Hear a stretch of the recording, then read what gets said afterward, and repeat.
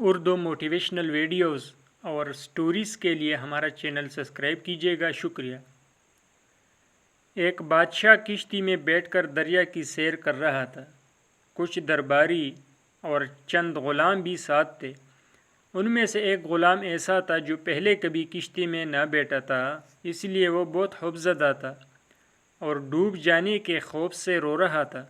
بادشاہ کو اس کا اس طرح رونا اور خوفزدہ ہونا بہت ناگوار گزر رہا تھا، لیکن غلام منع کرنے اور ڈانٹ ڈپٹنے کا بالکل اثر نہ ہوتا تھا۔ کشتی میں ایک جہان دیدہ اور دانا شخص بھی سوار تھا۔ اس نے غلام کی یہ حالت دیکھی تو بادشاہ سے کہا کہ اگر حضور اجازت دے تو یہ خادم اس خوفزدہ غلام کا ڈر دور کر دے گا۔ بادشاہ نے فوراً اجازت دے دی اور دانشمند شخص نے غلاموں کو حکم دیا کہ اس شخص کو اٹھا کر دریا میں پھینک دو۔ غلاموں نے حکم کی تعمیل کی اور رونے والے غلام کو اٹھا کر دریا کے اندر پھینک دیا۔ جب وہ 3-4 غوطے کاٹ چکا تو دانا شخص نے غلاموں سے کہا کہ اب اسے دریا سے نکلا کر کشتی میں سوار کر لو۔ چنانچہ غلاموں نے اس کے سر کے بال پکڑ کر کشتی میں گھسیٹ لیا اور وہ غلام جو ذرا دیر پہلے ڈوب جانے کے خوف سے بڑی طرح رو رہا تھا، بالکل خاموش اور پرسکون ہو کر ایک طرف بیٹھ گیا۔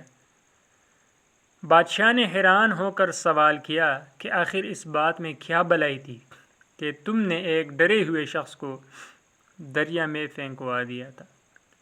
اور مزید حیرت کی بات یہ ہے کہ یہ اب خاموشی سے بھی ہو گیا ہے۔ دانا شخص نے جواب دیا، حضور والا، اصل بات یہ تھی کہ اس نے کبھی دریا میں غوطے کاٹنے کی تکلیف نہ اٹھائی تھی۔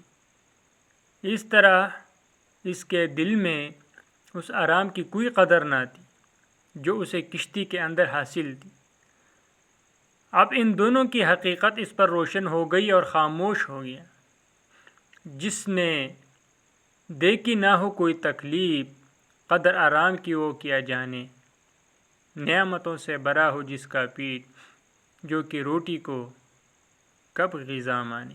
سبق: حضرت شیخ سعدی رحمۃ اللہ علیہ نے اس حکایت میں انسان کی نفسیاتی کیفیت بیان فرمائی ہے کہ جس شخص نے کبھی تکلیف دیکھی ہی نہ ہو وہ اس کی قدر و قیمت سے آگاہ نہیں ہوتا جو اسے حاصل ہے۔